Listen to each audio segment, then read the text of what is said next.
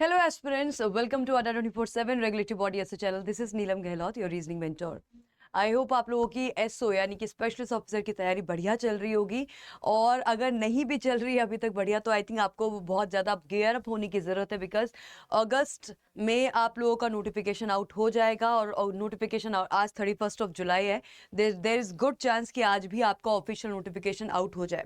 But हमें official notification का wait नहीं करना होता, बिकॉज आपके पास ऑलरेडी ये बता दिया गया है कि आपका जनवरी में आईबीपीएस कैलेंडर रिलीज करता है, और उस कैलेंडर में आपके पीओ, एमटी और एसओ के डेट्स आउट हो जाते हैं, प्रीलिम्स एग्जाम के भी और मेंस एग्जामिनेशन की भी. तो प्रीलिम्स एग्जाम की डेट और मेंस के एग्जामिनेशन डेट आपके पास ऑलरेडी हैं, और अगर वो डेट थोड़ी बहुत ऊपर नीचे होती भी हैं तो मंथ ऊपर नीचे नहीं होंगे. हमारा प्रीलिम्स यानी कि फेज 1 एग्जामिनेशन होना है आपके नवंबर मंथ में, और उसके साथ साथ आपका मेंस एग्जामिनेशन होगा दिसंबर मंथ में, and followed by an interview. तो ये सारी जब जानकारी हमारे पास ऑलरेडी है तो हमें लेट करने की कोई भी ज़रूरत नहीं है. आई थिंक आपके पास सारा वो डेटा है जिसकी हेल्प से आप लोगों को तैयारी करना शुरू कर देना चाहिए. अगर इससे ज़्यादा हम लेट करते तो कहीं ना कहीं हम पीछे रह जाएंगे रेस में. तो मेक श्योर करिए कि आप लोगों ने अपनी तैयारी शुरू कर दी, और अगर अभी नहीं करी है तो अब शुरू तो कर देना चाहिए. तो चलिए, ये जो सेशन है, इस सेशन में हम लोग डिस्कस करने वाले हैं कि किस तरीके से हमारा एग्जामिनेशन पैटर्न होता है, और आपके फाइनल सिलेक्शन में कौन कौन से फेजेस के एग्जाम के मार्क्स जो हैं वो इंक्लूड किए जाते हैं. So let's get started. ये सेशन हर वो एस्पिरेंट के लिए इम्पॉर्टेंट होगा जो इस साल यानी कि 2024 का एसओ की तैयारी में लगे हुए हैं, स्पेशलिस्ट ऑफिसर बनना चाहते हैं. उसके साथ साथ जो आगे वाले सालों में भी बनना चाहते हैं उनके लिए भी इम्पॉर्टेंट होगा. So let's get started. But before I start, please session को शेयर कीजिएगा. अड्डा 24/7 इस चैनल को आप जरूर सब्सक्राइब कर लीजिएगा अगर अभी तक नहीं किया, बिकॉज बहुत सारे ऐसे अपडेट्स होते हैं जो हमारे करियर के लिए बहुत बहुत इंपॉर्टेंट होते हैं, और कोई भी अपडेट आपसे मिस आउट ना हो. So do subscribe to the channel, और अगर आपको सेशन अच्छा लगे तो do hit the like button. Moving on, सीधे बात करते हैं सिलेक्शन प्रोसेस की. तो ये सिलेक्शन प्रोसेस जो है, ये आपकी एग्जाम डेट्स है. जैसा कि मैंने बताया, these are the examination dates by the IBPS calendar. IBPS calendar को आप बिल्कुल ऑथेंटिक मान सकते हैं, क्योंकि इसी के बेसिस पे सारे एग्जामिनेशन कंडक्ट होते हैं. हमारी जो स्पेशलिस्ट ऑफिसर की प्रीलिम्स की डेट है, प्रीलिम्स की डेट आप देख पा रहे हैं कि 9 नवंबर दी है. ये ऊपर नीचे हो सकती है, बट नवंबर मंथ फिक्स है, ये आपका ऊपर नीचे शायद ना हो. और उसके साथ साथ दिसंबर में 14 दिसंबर आप लोगों की मेंस एग्जामिनेशन की डेट है. मूविंग फॉरवर्ड, यहां से आगे बढ़ते हैं और बात करते हैं कौन कौन सी पोस्ट है जिसके अंदर आप ये एसओ की वैकेंसी निकाली जाती है, कौन कौन सी पोस्ट है जिसके लिए आप एलिजिबल होते हो एज पर योर ग्रेजुएशन. तो ग्रेजुएशन के डेटा के हिसाब से एक ही पोस्ट है जिसमें पोस्ट ग्रेजुएशन मांगी गई है, बाकी सारी पोस्ट में आपकी ग्रेजुएशन मांगी गई है. अगर मैं बात करूं एग्रीकल्चर, एचआर यानी कि पर्सनल ऑफिसर, और law officer, marketing officer, IT officer, इन सभी पोस्ट की अगर बात की जाए तो इन सभी पोस्ट में आपका केवल ग्रेजुएशन रिक्वायर्ड है. और ग्रेजुएशन के साथ साथ इस पोस्ट में आपका यानी कि राजभाषा अधिकारी की पोस्ट में आपसे पोस्ट ग्रेजुएट मांगा जाता है. यहाँ पे हमसे पोस्ट ग्रेजुएशन मांगी जाती है. तो इसके अलावा बाकी सभी पोस्ट जो है वो आपकी ग्रेजुएशन पोस्ट हैं, तो ध्यान रखिएगा. और इसका जो एलिजिबिलिटी क्राइटेरिया है कि क्या एज होती है, एज आपकी 20 से 30 साल के बीच में होनी चाहिए, 20 to 30 ईयर्स के बीच में आपकी एज होनी चाहिए. ये सारी डिटेल्स ना हमारा जो एलिजिबिलिटी क्राइटेरिया है क्वालिफिकेशन वाइज, या मैं बात करूँ एज वाइज, तो ये मैंने ऑलरेडी कवर कर रखा है आपके अपने इसी चैनल पर. आपको अगर डिटेल में वो सारी जानकारी चाहिए तो आप उस सेशन को जरूर देखिएगा, और मेक श्योर करो कि आप किस पोस्ट के लिए एलिजिबल हो. सो 6 डिफरेंट पोस्ट हैं: agriculture field officer, IT officer scale 1, HR यानी कि personal officer, marketing officer, law officer, और साथ ही साथ है आपका राजभाषा अधिकारी. ये 6 की 6 पोस्ट होती हैं जो निकाली जाती हैं इसके अंदर. नाउ आते हैं हमारे एग्जामिनेशन पैटर्न पे. अब एग्जाम का जो सिलेक्शन प्रोसेस है वो 3 फेजेस से होके निकलता है. प्रीलिम्स एग्जाम, प्रीलिम्स आपको फेज देना है. यहाँ पे अगर आप क्वालिफाई करते हैं तो फिर आप फेज 2 यानी कि मेंस एग्जाम के लिए एलिजिबल होते हैं, और मेंस एग्जामिनेशन के बाद आपको इंटरव्यू को फेस करना होता है. अब जो हमारी फाइनल मेरिट है वो बनती है आपके फेज 2 यानी कि मेंस एग्जामिनेशन के स्कोर से प्लस आपके इंटरव्यू के स्कोर से. तो इसकी डिटेल्स क्या है वो डिस्कस कर लेते हैं, आगे बढ़ते हैं. प्रीलिम्स एग्जाम पैटर्न की अगर मैं बात करूं तो आपके पास 3 केवल सब्जेक्ट्स आते हैं, और ये प्रीलिम्स एग्जाम पैटर्न आपके 4 पोस्ट के लिए अलग होता है और 2 पोस्ट के लिए अलग होता है. वो 4 पोस्ट जिसका सेम एग्जामिनेशन पैटर्न होता है वो है आपकी IT officer scale 1, agriculture field officer, HR officer and marketing officer. तो इन चारों की पोस्ट के लिए आपका जो एग्जाम पैटर्न होगा प्रीलिम्स का वो सेम होगा, जिसमें कि आपके पास इंग्लिश लैंग्वेज, रीजनिंग और क्वांट का तीनों का टेस्ट आपके सामने आएगा। और ये तीनों ही टेस्ट आपके कितने कितने मार्क्स के होंगे, इंग्लिश को छोड़कर इंग्लिश में 50 क्वेश्चंस होंगे, लेकिन ये 25 मार्क्स कैरी करेंगे। तो आपके 50 क्वेश्चन 25 मार्क्स कैरी करेंगे। कहीं ना कहीं इंग्लिश को यहाँ पे प्रीलिम्स में हम देख रहे हैं कि वेटेज कम मिला हुआ है।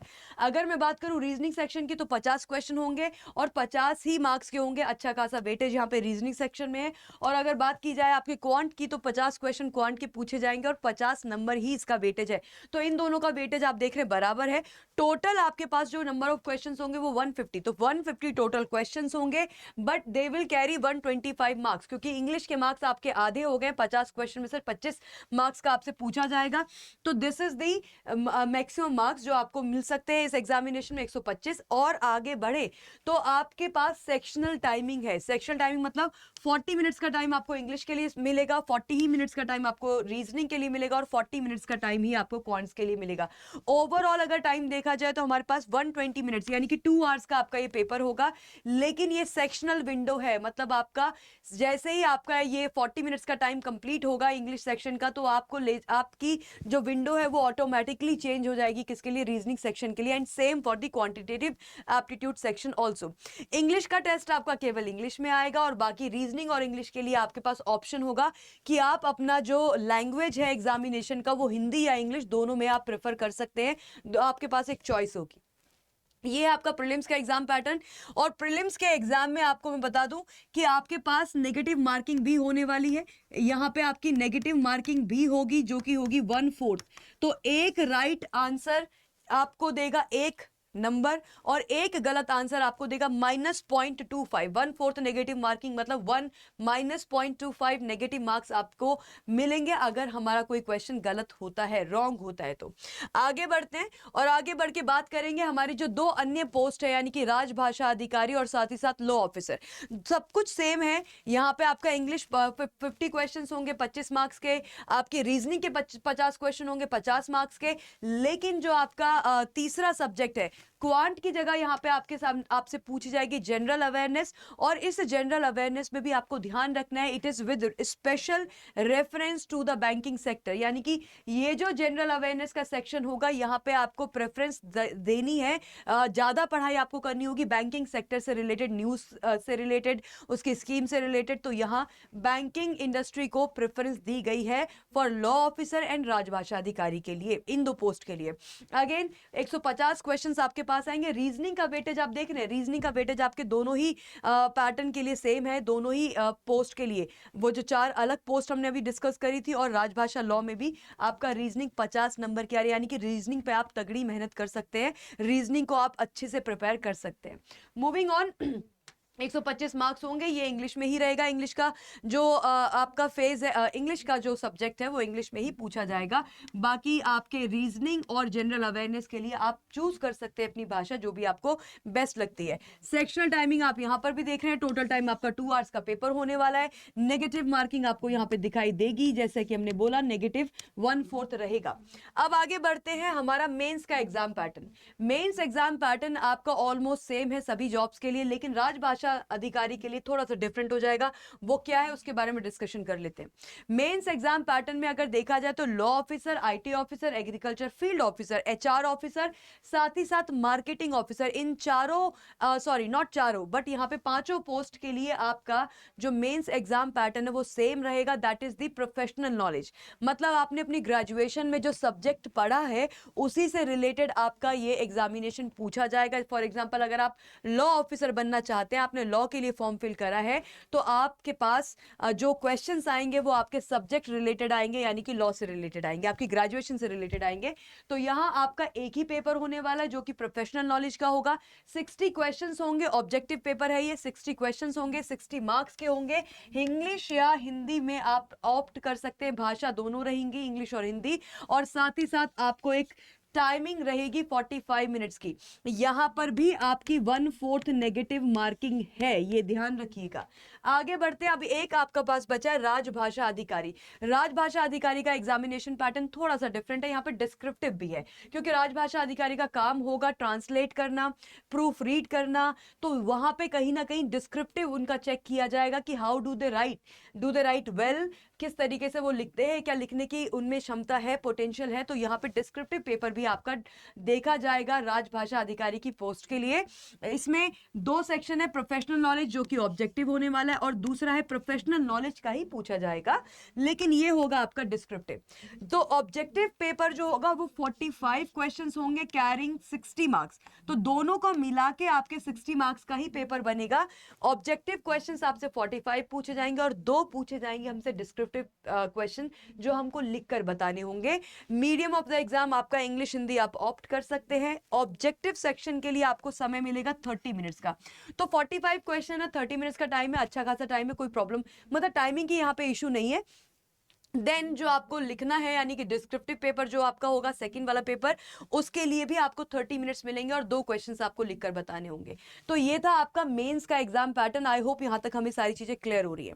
अब थोड़ा सा आगे बढ़ेंगे और बात करेंगे कि यहां पे देखो साफ साफ बोला गया कि पेनल्टी फॉर रॉन्ग आंसर, जैसा कि मैंने आपको पहले ही बताया कि हमारे प्रीलिम्स में भी और मेंस में भी आपको पेनल्टी लगेगी अगर कोई आंसर गलत होता है। तो रॉन्ग आंसर के लिए जो है पेनल्टी होगी, और वो पेनल्टी मैं आपको पहले ही बता चुकी, 1/4 नेगेटिव मार्किंग का प्रोविजन यहाँ पे रखा गया है। 1/4 नेगेटिव मार्किंग का प्रोविजन यहाँ पे आपको दिखाई दे रहा है। नाउ इसके साथ साथ अगर बात की जाए आपके फाइनल मेरिट की, तो जो फाइनल मेरिट आपकी होगी वो मैं आपके साथ डिस्कस कर लेती हूँ। पहली बात तो प्रीलिम्स पेपर में एक बार मैं आपको वापस से बता दूं, प्रीलिम्स की बात की जाए तो प्रीलिम्स में आप लोगों को ध्यान रखना है कि मैंडेटरी है, ये जरूरी है to crack both sectional and overall ISO cut off. मतलब प्रीलिम्स एग्जामिनेशन के लिए अगर हम यहाँ पे आपके लिए लिख दें कि प्रीलिम्स एग्जाम में आपको सेक्शनल कट ऑफ तो क्लियर करनी है, सेक्शनल कट ऑफ क्लियर करनी है, और ओवरऑल भी आपको क्लियर करना होगा। यानी कि अगर मेरे प्रीलिम्स एग्जाम में 3 सब्जेक्ट्स आ रहे हैं, इंग्लिश, रीजनिंग और क्वांट, तो मुझे इंग्लिश में मिनिमम नंबर लेकर आने, क्वांट में भी लेकर आने और रीजनिंग में भी लेकर आने। तो मिनिमम सेक्शन वाइज भी आपको क्लियर करना होगा, क्वालिफाई करना होगा, और ओवरऑल अच्छे मार्क्स लेकर आने होंगे ताकि आपकी ओवरऑल कट ऑफ क्लियर हो सके। सिमिलरली जब हम बात करते हैं मेंस एग्जाम की, तो यहाँ मेंस एग्जामिनेशन में भी, क्योंकि मेंस में तो जनरली आपका एक ही पेपर है, तो आपको मिनिमम क्वालिफाइंग नंबर तो क्लियर करना ही है, बट वहां पे मिनिमम की कोई बात रही नहीं जाती क्योंकि आपको ओवरऑल कट ऑफ मैच करनी है। तो फाइनल मेरिट, अब जो फाइनल मेरिट हमारी बनेगी है ना, फाइनल जो हमारी मेरिट बनेगी वो बनेगी आपके दो फेजेस से। पहला है आपका मेंस एग्जाम, मेंस एग्जाम के जो आपके स्कोर होंगे उससे, प्लस आपका इंटरव्यू, प्लस आपका क्या रहेगा, इंटरव्यू रहेगा।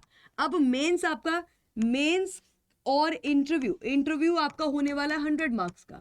इंटरव्यू आपका कितने मार्क्स का होगा, 100 मार्क्स का होगा। इस इंटरव्यू के अंदर भी अनरिजर्व कैटेगरी को मिनिमम, अगर आप यहाँ पे इंटरव्यू में भी एक तरीके की सेक्शनल कट ऑफ रखी गई है, यानी कि इंटरव्यू में आपको मिनिमम 40% मार्क्स लेकर आने हैं और 55% मिनिमम मार्क्स लेकर आने हैं हमारे SC ST और PWBD कैंडिडेट्स को, ये ध्यान रखिएगा आप लोग। तो यहाँ इंटरव्यू के अंदर भी आपके मिनिमम क्वालिफाइंग मार्क्स का प्रोविजन रखा गया है।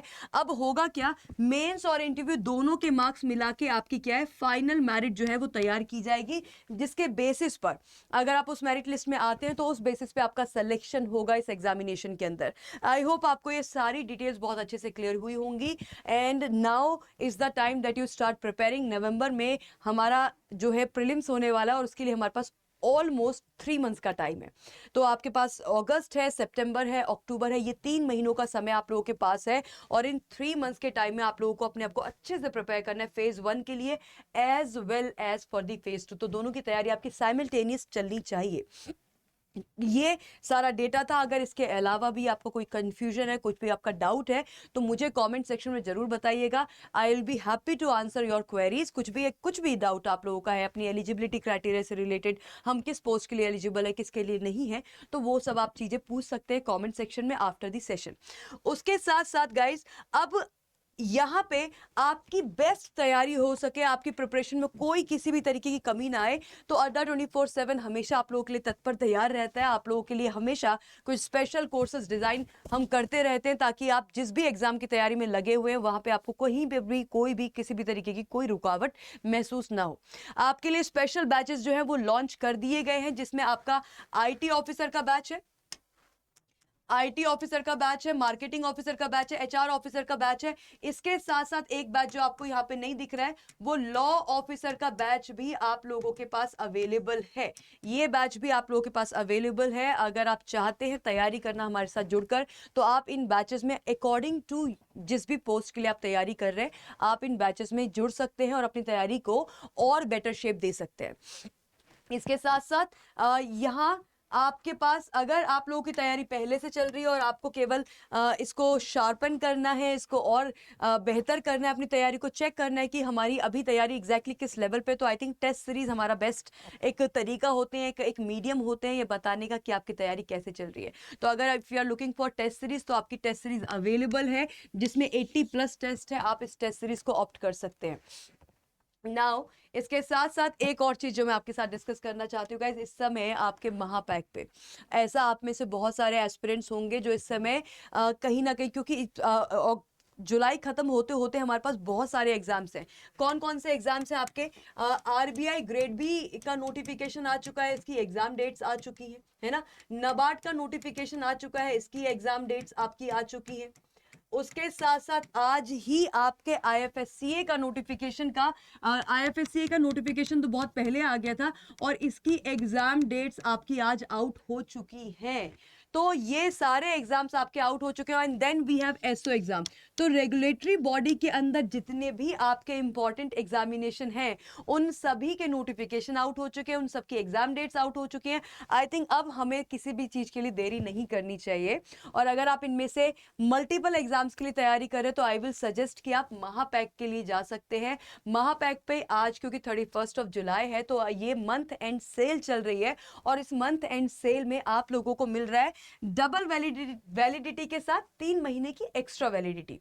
तो अगर आप ऑप्ट करते हैं 6 मंथ के महापैक के लिए, 6 मंथ के प्लान के लिए अगर आप ऑप्ट करते हैं, तो 6 मंथ्स की वैलिडिटी डबल हो जाएगी, यानी कि 6 मंथ्स की वैलिडिटी आपको 6 और मंथ्स के लिए मिलेगी, प्लस 3 मंथ्स आपको एक्स्ट्रा मिल जाएंगे, तो टोटल अगर आपने 6 मंथ्स वाला प्लान चूज किया, तो ये आपको 15 मंथ्स के लिए वैलिड हो जाएगा। ये टोटल आपका 15 मंथ्स के लिए वैलिड हो जाएगा, which is a very very good news. और कहीं ना कहीं आप इसका फायदा पूरा उठा सकते हैं।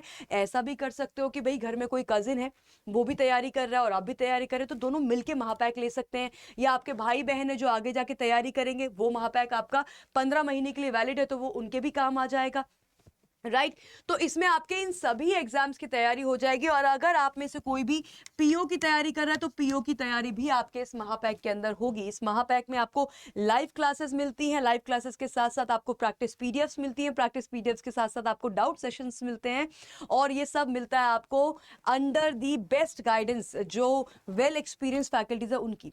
अब इसको हमें अवेल कैसे करना है? इसको अवेल करने के लिए आपको ये भी ध्यान रखना है कि आपको मैक्सिमम डिस्काउंट मिल सके, और इस समय आपका मैक्सिमम डिस्काउंट चल रहा है 79%।